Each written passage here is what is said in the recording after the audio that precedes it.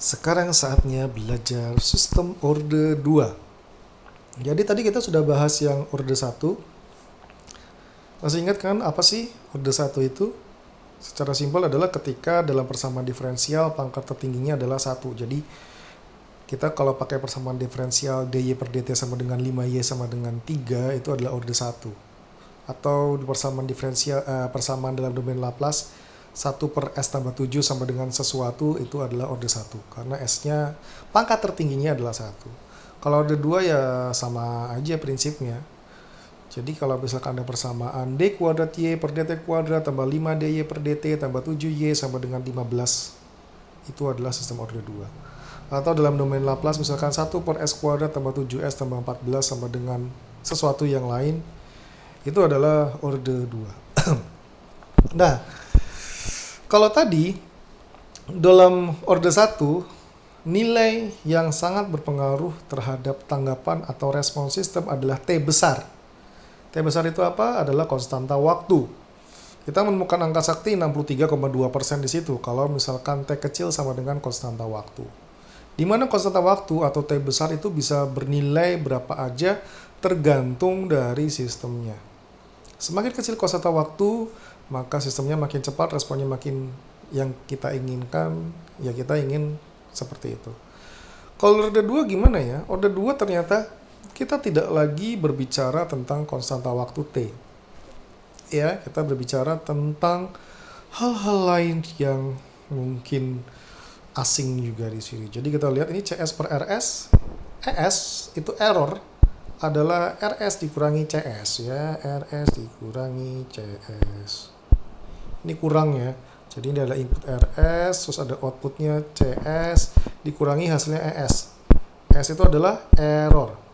Bedakan dengan ESS, E kecil SS, itu adalah error steady state. Error adalah hasil pengurangan dari RS dengan CS, sementara error steady state adalah error ketika kita menginginkan sistem tersebut menuju nilai tertentu, tapi kenyataannya tidak sesuai angan-angan dan harapan. Misalkan kita mau masak martabak di suhu 48 lagi. Itu mentah nanti martabaknya. Di suhu 200 derajat Celcius ternyata sistemnya itu stabil di angka 220. Akhirnya martabaknya gosong. Itu adalah error steady state, ya. Kalau error beda dari input dan output, error steady state beda dari target output dengan kenyataan output, ya. Itu hal yang berbeda. Oke, nah kita lihat di sini itu ada istilah omega n lah. Terus ini apaan ya? Ini apa? Itu kan meleset dikit. Ini apa? Yang bentuknya kayak siapa ya?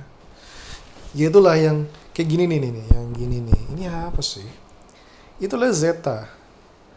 Enggak, itu zeta, beneran zeta. Zeta itu adalah faktor redaman. Ya, faktor redaman.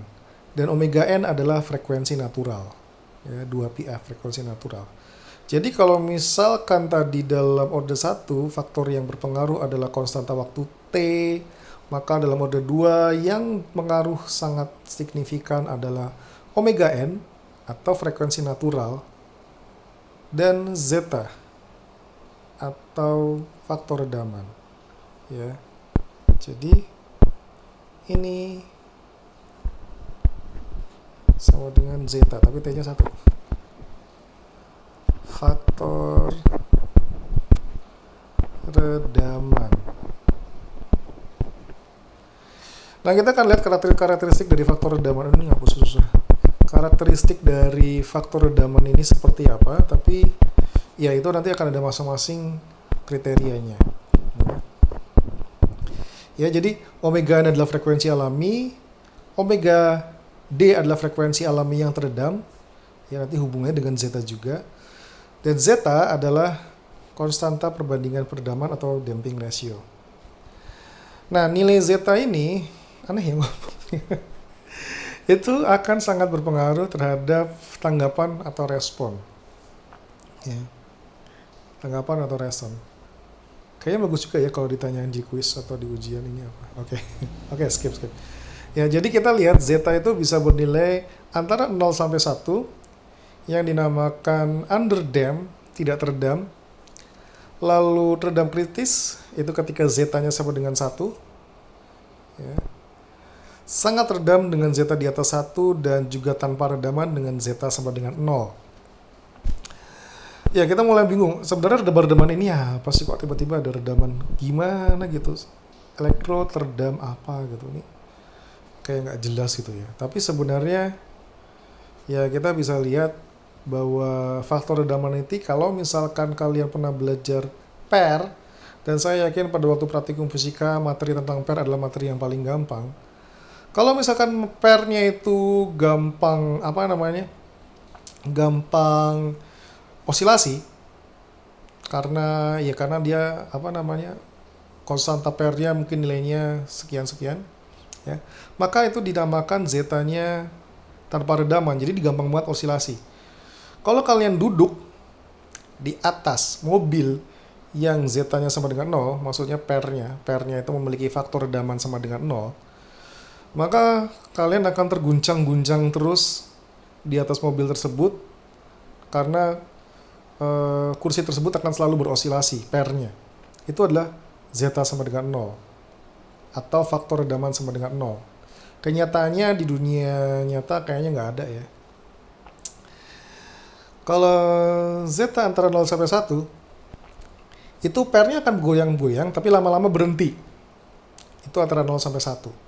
Kalau 1, pairnya goyangnya juga nggak terlalu heboh, mungkin dia cuma seret, lalu setelah itu dia berhenti. Itu kalau zeta sama dengan 1. Kalau zeta di atas 1, maka ketika kalian duduk di atas pair itu, pairnya tidak bergoyang sama sekali alias kayak keras gitu loh. Jadi itu analoginya ya. Analogi faktor redaman zeta terhadap pair ya. Kalau nanti di sistem lain kita juga akan lihat. Nah, ini kita akan lihat tanggapan fungsi step sistem order 2 ya. Tanggapan kurang teredam underdamped ini persamaannya ya. Oke, saya nggak akan jabarkan persamaannya seperti apa. Yang jelas kalau dalam domain Laplace dan kita ubah menjadi domain waktu, persamaannya menjadi seperti ini ya. Ya, di bagi omega d adalah apa? Adalah tanggapan frekuensi teredam, di mana nilainya adalah omega n dikalikan akar 1 min zeta kuadrat. Jadi kalau zetanya sama dengan 1, maka frekuensi teredamnya adalah bernilai 0. Kalau di atas 1, maka, nah ini kan mulai pusing kan, di atas 1 berarti nanti dia akan bernilai imajiner. Oke. Ini persamaannya. Persamaan untuk zeta kurang teredam atau underdamped. Tapi jangan khawatir, saya nggak pernah sejahat itu memberikan suatu contoh kasus di mana kalian harus menghitung ini, ya, karena ini kerjaan otot ya, kerjaan otot artinya kita kan tinggal masukin ke kalkulator. Tapi ini persamaannya. Tak teredam artinya zeta sama dengan 0, dia akan berosilasi terus-menerus sampai selamanya. Kalau teredam kritis, ya, dia akan berosilasi lalu lama-lama berhenti. Ini persamaannya. Ya. Nah, kalau kita masukkan nilai z-nya sama dengan 1, jadinya ini gampang. Kalau sangat redam atau kayak pair yang keras tadi, maka persamaannya jadi kayak gini. Aduh, ini kayaknya kok mengerikan ya, ada E pangkat lah, ada omega n lah, ada zeta dikuadratin pakai akar segala macam. Tapi oke, saya nggak akan menyuruh Anda untuk menghitung sampai sedetail itu, tapi yang penting prinsipnya.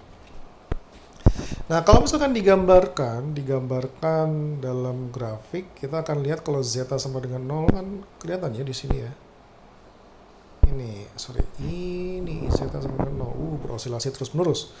Kalian naik pair yang z-nya sama dengan 0, maka akan terguncang-guncang dari tempat awal sampai tempat tujuan, ya, dan itu nggak nyaman. Zeta sama dengan 1, ya, kita lihat di sini. Kalau zeta sama dengan 1, ini bentuknya adalah gini, ya, mirip-mirip lah.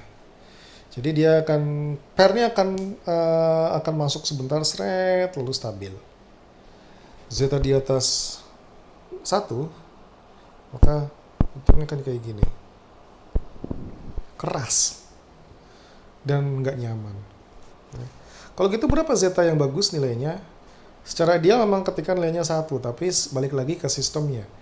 Kalau sistemnya bilang, aduh nggak apa-apa sih kalau pakai osilasi, yang penting responnya cepat, ya berarti zeta di bawah 1 bagus. Kalau sistemnya bilang yang penting jangan ada osilasi walaupun kenyataan tidak sesuai harapan, itu berarti zetanya di atas 1. Tapi normalnya sih kita mencari agar nilainya 1. 1 itu standar.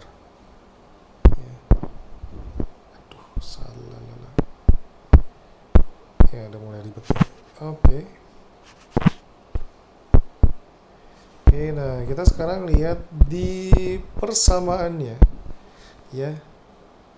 Kalau ini kan tadi kan untuk fungsi step, ya. Kalau impuls gimana? Impuls sebenarnya bedanya dengan step adalah di RS-nya. Kalau misalkan di step itu RS-nya 1/S, kalau impuls 1. Ya, jadi ya kalau dari segi persamaan sih beda-beda tipis sih. Sama ngeselin gitu loh persamaannya. Ini untuk sama dengan 1, ini untuk antara 0 dan 1. Ngeselin pokoknya ngeliatnya. Responnya gimana? Ya responnya kurang lebih sama, tapi kita bisa lihat bahwa sama-sama berosilasi. Kalau misalkan zetanya kecil, tapi dia akan menuju nilai 0, ya. Seperti itu, ya. Nah, untuk yang order tinggi, saya merasa nanti materi selanjutnya aja setelah UTS, jadi kita nggak perlu bahas ini, ya. Nanti kita akan belajar root locus. Nah, sekarang kita akan belajar tentang kinerja peralihan sistem. Ini adalah bagaimana cara kita melihat respon sistem untuk order 2. Kalau order 1, itu nggak ada osilasi. Order 2 itu bisa jadi ada osilasi, tergantung faktor redaman atau zeta. Nah, ada beberapa parameter yang cukup penting untuk kinerja peralihan sistem untuk order 2, ya. Ingat, ini untuk order 2. Yang pertama, waktu tunda, delay time, adalah waktu yang dibutuhkan untuk mencapai setengah nilai akhir waktu yang pertama. Jadi misalkan gini ya, enaknya contohnya gimana ya? Kita mau masak martabak, ya. Suhu kompor 30 derajat. Kita mau manasin martabak sampai 200 derajat. Berarti kita perlu naikkan kompor sampai 170 derajat. Maka, delay time adalah waktu yang dibutuhkan untuk kompor naik dari 30 sampai 115. Dari mana 115? 115 adalah 30 tambah 85. Dari mana 85? 170 bagi 2. Ya. Jadi kita mau naik dari 30 sampai 200 derajat, berarti separuh respon adalah 30 ke 115 derajat. Itu adalah delay time. Nah, yang kedua, waktu naik atau rise time, TR, adalah waktu yang dibutuhkan untuk tanggapan naik dari 0% menjadi 100% dari nilai akhir, ya, untuk kurang teredam, atau 10% jadi 90% dari nilai akhir untuk sangat redam.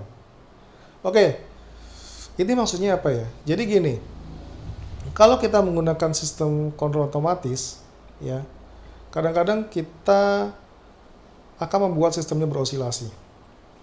Tapi jangan dibayangin pair, ya. Kalau kalian pernah belajar kalorimeter, ada judul skripsi yang cocok buat diterapkan di kalorimeter. Jadi biar suhunya stabil di nilai itu terus, walaupun kita masih nyalain kalorimeternya. Kita bisa pakai sistem kendali otomatis.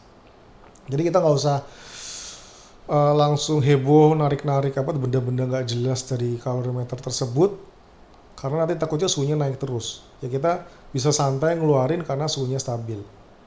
Tapi kalau misalkan dalam kasus seperti itu menggunakan umpan balik negatif, seandainya kita menginginkan suhu kalorimeternya adalah 90 derajat Celcius, ketika kita menggunakan umpan balik negatif, maka ada kemungkinan suhunya kalorimeter itu naik misalkan dari 89, 90. Pengennya berhenti. Tapi enggak, karena umpan balik negatif dia naik. Jadi 91, 92, 93, habis itu turun lagi 92, 91, 90, 89, 88. Habis itu naik lagi 89, 90, 91, 92, turun lagi 91, 90, dan lain-lain. Ya, jadi dia osilasinya kayak gitu prinsipnya. Jadi dia naik turun di sekitar set point. Nah, waktu naik atau rise time adalah waktu yang dibutuhkan untuk dalam kasus ini adalah kalorimeter mencapai nilai 90 yang pertama kalinya. Ya, rise time. Persamaannya apa?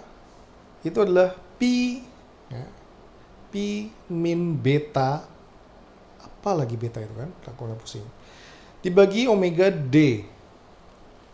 Oke, P adalah 3,14. Ya, jangan masukin P 180 derajat karena salah. P di sini 3,14. B adalah arcus cos zeta. Ingat arcus cos zeta dalam satuan radian. Jadi kalkulatornya harus dibuat ke radian dulu. Jangan sampai salah. Arcus cos zeta dalam satuan radian. Omega D sama dengan omega n per akar 1 min zeta kuadrat. Pertanyaannya, loh, kalau kayak gitu kita tahunya dari mana omega n-nya, kita tahunya dari mana zeta-nya. Nah, kita lihat dari persamaan sistem dasar. Persamaan sistem dasar untuk order 2 adalah, kita kembali ke masa-masa susah. Ini adalah persamaan dasar order 2. Omega n kuadrat per s kuadrat tambah 2 zeta omega n s tambah omega n kuadrat. Tadi saya belum bahas ini karena kita perkenalkan istilah dulu, nanti kalau udah familiar kita balik ke sini. Ini rumus sakti order 2, jadi jangan sampai lupa. Omega n kuadrat per s kuadrat tambah 2 zeta omega n s tambah omega n r kuadrat. Omega n kuadrat, ya. Rumus sakti order 2. Order 2 itu selalu seperti itu, sama seperti tadi, 1 per TS tambah 1 dikali 1 per S, atau 1 per TS tambah 1 untuk order 1. Ya, jadi kita nanti nyarinya dalam soal tuh contohnya nggak akan dikasih tahu omega n-nya berapa, omega d-nya berapa, tadi nggak masukin, enggak. Kita ngelihatnya tuh dari diagram bloknya. Lalu kita tentukan dari diagram blok tersebut omega n-nya berapa, zeta-nya berapa, omega d-nya berapa, lalu dihitung nilai beta. Ya, oke, kita balik lagi. Jadi tadi rise time ya, P min beta per omega D. Waktu puncak adalah waktu yang dibutuhkan untuk mencapai puncak pertama. Nah, ini apa lagi puncak? Suatu puncak adalah gini. Kita bahas kalorimeter tadi. Kan kita maunya kalorimeternya suhunya di 90 derajat Celcius ya. Lalu tiba-tiba dia berosilasi di mana nilai tertingginya adalah di 93. Maka waktu puncak adalah waktu untuk mencapai 93 derajat Celcius tadi dari suhu 30 derajat Celcius. Sehingga otomatis waktu puncak itu pasti at least itu lebih lama daripada waktu naik. Ya, nggak mungkin nanti waktu puncaknya lebih kecil dari waktu naik, apalagi lebih kecil daripada waktu tunda. Jadi jangan sampai salah di situ. Kita lihat kan? Seperti itu. Nah, overshoot maksimum atau maximum overshoot adalah selisih antara puncak pertama dengan nilai akhir dinyatakan dalam persen. Contohnya gini ya, kita kan tadi pakai kalorimeter mau suhu 90 dari 30. Ya, misalkan dari 30 ya. Jadi startnya dari 30 sampai 90. Maka kenaikan suhunya adalah 60 derajat. Kalau maksimum overshootnya adalah di 93 derajat Celcius, maka maksimum overshootnya adalah 93 min 90 per 60. Berapa 60? 90 dikurangi 30. Jadi 3 per 60 atau 5%. Itu bisa juga dinyatakan dengan maksimum overshoot E pangkat min zeta pi per akar 1 min zeta kuadrat kali 100%. Pi 3,14, zeta faktor redaman. Udah kayak gitu doang. Itu maksimum overshoot. Dan yang terakhir adalah settling time, ya. Kita bisa lihat settling time itu dua macam, untuk error 2% dan error 5%. Maksudnya apa ya? Kok ada error 2%, 5%? Ya, jadi misalkan kita lihat ya, settling time itu adalah ketika nilainya sudah stabil dan di antara rentang itu terus. Oke, karena udah bosan kalorimeter, kita kembali ke martabak. Martabak kita mau di 200. Nah, ketika dia oscilasi itu misalkan di bawah 2% dari 200, di sekitar itu terus, maka itu adalah settling time. Kalau 5% berarti 5% di antara 200 itu tadi. Misalkan kita mulai dari suhu 0 ya, dari suhu 0 sampai yang kita inginkan 100. Kita mau masak apa, telur goreng gitu loh. Tapi di kutub. Jadi suhu ambiennya 0, lalu kita mau masak sampai 100. Maka karena kita mau bikin telur goreng otomatis, kita nyalain kompornya, kita nggak takut telurnya gosong. Karena ketika dia udah sampai 100, kompornya akan menyesuaikan sehingga dia suhunya stabil di 100. Tapi karena sistemnya udah 2, dia akan osilasi, jadi nanti dia naik 100, 110, 90, 105, 95, 102, 98, dan seterusnya. Error 2% adalah ketika suhunya pertama kali nyampe osilasi di antara 102 dan 98 untuk pertama kali. Itu berarti time settling 2%. Kalau 5% berarti ketika suhunya berosilasi antara 105 dan 95. 105, 95, 104, 96, 103, 97. Nah, berarti pertama kali di 105, 95 itu adalah toleransi 5%. Tentu saja error toleransi 5% itu nggak mungkin lebih besar daripada error toleransi 2%. Ya. Jadi pasti waktunya nyampenya lebih dulu. Nah, itu settling time. Itu bisa dinyatakan sebagai patokan kita, ya. Jadi kita lihat di sini ya, gambarnya udah jelas nih.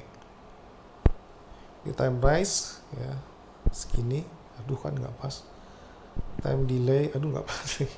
Time peak, ya ini R-nya 2% atau 5% ya. Jadi seperti ini ya, misalkan kita mau manasin kayak mau ngapain kayak ini, batasnya seperti ini.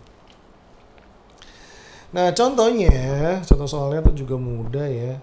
Suatu sistem order 2 ditunjukkan pada gambar dengan zeta 0,6, dikasih tahu lagi zetanya. Omega-nya 5. Tentukan waktu naik, waktu puncak, maksimum overshoot, waktu settling. Bila sistem diberi masukan fungsi step. Ya. Jadi ingat ya, ini hanya berlaku untuk order 2, 1, dan yang kedua inputnya step. Maka kita bisa lihat omega D sama dengan omega N dalam kurung akar 1 min zeta kuadrat sama dengan 4. Dan ini sigma sama dengan zeta omega N sama dengan 3, beta sama dengan arcus cos zeta, arcus cos 0,6 adalah 0,93 radian. Jangan pakai derajat, tersesat pakai derajat. Time rise adalah pi min beta per omega D. Pi-nya 3,14 selalu. Betanya tadi adalah arcus cos zeta 0,93 dibagi omega D, yaitu omega N. Omega-nya adalah 5 dikalikan akar 1 min berapa? 0,6 kuadrat. 1 min 0,36 di akar, 0,64 di akar, 0,8. 0,8 kali 5 sama dengan 4 ya. Jadi itu, jadi 3,15 dibagi 0,93 per 4, 0,55 detik. Tampingnya pi per omega D ya 0,785. Of course, dia nilainya lebih besar di time rise. Maximum overshoot sama dengan E pangkat min. Nah, ini kok beda ya, ada sigmanya. Sebenarnya sama aja. Kan sigmanya di sini adalah zeta omega N ya. Jadi dia sama aja E pangkat min zeta omega N per omega D kali pi. Jadi ini persamaannya kalau bingung, ini kok kayaknya beda ya sama yang tadi. Ini sebenarnya sama aja. Ini sama si Ono sama aja, jadi mau pakai rumus yang mana terserah. Ini sama ini tuh sama. Yalah, oke. Sama ya, sama. Jadi kalau misalkan mau dibikin heboh, ini sama dengan ya. Oke. Nah, kita lihat E pangkat berapa nih? Ya, 3/4 kali 3,14 sama dengan 0,095. Nah, ini di kalkulator belajar ya cara pakai eksponensial. Sehingga maksimum overshootnya adalah 9,5%. Time settling-nya untuk error, apa nih errornya? Ya, 2% 1,33 detik, dan untuk error 5% 1 detik. Jadi error 5% dulu, baru ke yang 2%. Nah, permasalahannya adalah ini adalah cara yang gampang. Lalu bagaimana kalau misalkan persamaannya itu misalkan kita buat di sini misalkan apa ya? 4, aduh ini salah. 4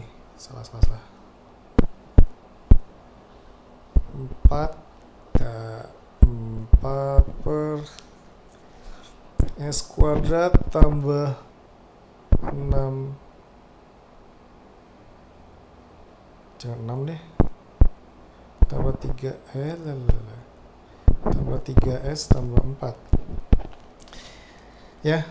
Kalau kayak gini gimana ya? Misalkan dikasih tahu persamaan fungsi orde 2 nya adalah 4 dibagi S kuadrat tambah 3S tambah 4. Nah, mulai pusing. Ini omega nya berapa? Kita ingat lagi tadi persamaannya adalah kita kembali ke atas lagi untuk yang kesekian kali. Persamaannya adalah si Ono. Si ini persamaannya.